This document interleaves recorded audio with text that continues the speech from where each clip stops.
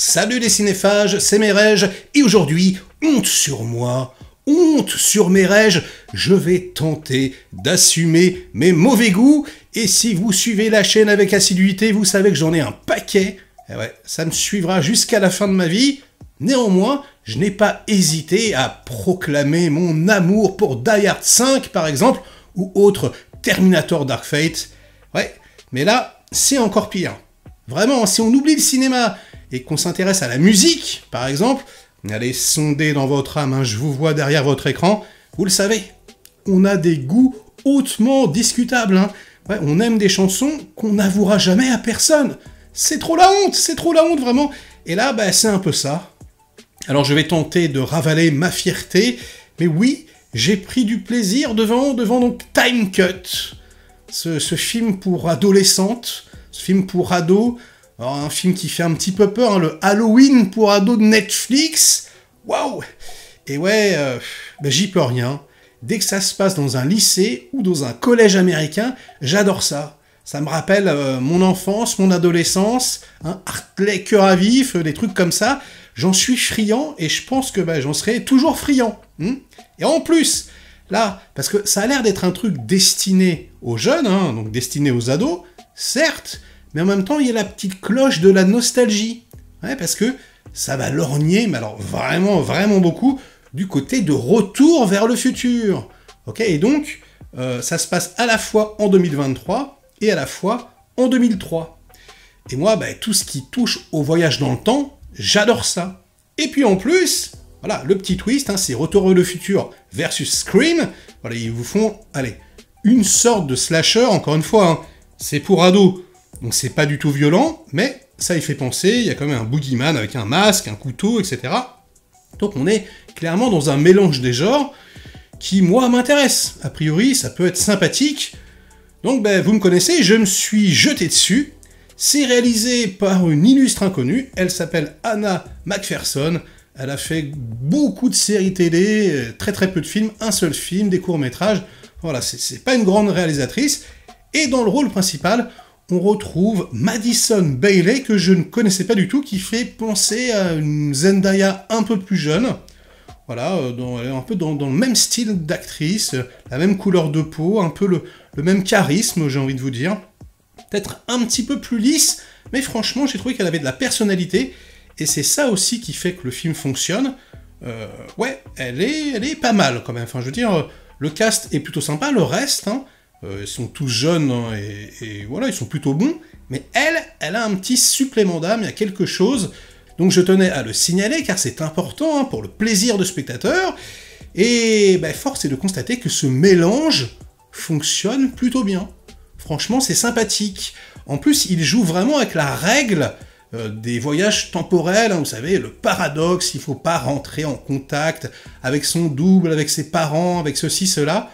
Là, ils prennent à malin plaisir à exploser un peu toutes les règles du voyage dans le temps, à jouer avec, et ça, c'est plutôt stimulant, ça m'a plutôt plu. Donc, qu'est-ce que ça raconte, cette histoire ? C'est l'histoire d'une jeune nana, donc, qui a une vie un peu pourrie, puisque ses parents ont perdu leur première fille il y a des années, donc fauchée par un serial killer en 2003. Ils avaient prévu d'avoir une seule fille, et puis bon, bah, vu qu'elle se fait canner, hop, eh ben, ils en refont une autre, et elle vit clairement dans son ombre. Donc voilà, ils ont hyper peur qu'elle mette un pied dehors, etc. Tu sens que voilà, le poids de cette sœur morte sur les épaules, c'est un peu dégueulasse. Puis en plus, voilà, le côté serial killer fait que c'est vraiment une grosse chape de plomb, c'est très dur à porter. Et, sorti un peu du chapeau magique du scénariste, hein, parce qu'il y a énormément de facilité scénaristique, on va pas se mentir, eh ben, elle tombe sur une machine à voyager dans le temps, elle l'allume, et donc elle se retrouve en 2003, juste au moment où sa sœur va se faire canner. Et d'ailleurs, c'est pas la seule, hein, c'est un serial killer, donc il y a plusieurs meurtres commis à l'époque. C'est un léger spoil, hein, on le sait dès le début, et toute la question, bah, c'est de savoir si elle va donc essayer de sauver tous ces personnages, ou si bah, elle va rester voilà, à l'écart, puisqu'elle ne veut pas créer de paradoxe temporel. En même temps, j'ai envie de te dire, dès que tu arrives dans le passé, Bon bah c'est un peu de toute façon flingué, hein. Dès que tu croises quelqu'un, c'est l'effet papillon. Donc c'est intéressant, franchement, c'est filmé correctement, la photographie pas mauvaise, enfin je veux dire, ça fait quand même téléfilm, hein. Mais pour une production Netflix, c'est pas non plus dégueulasse. Il y a un tout petit peu, allez, j'ose le dire, un tout petit peu de personnalité. On va dire que les différences entre 2003 et 2023 sont pas vraiment flagrantes, mais que c'est quand même assez intéressant. On voit que la société, elle s'est un peu durcie aujourd'hui, que c'est un petit peu moins libre, que c'est un petit peu plus prude, etc.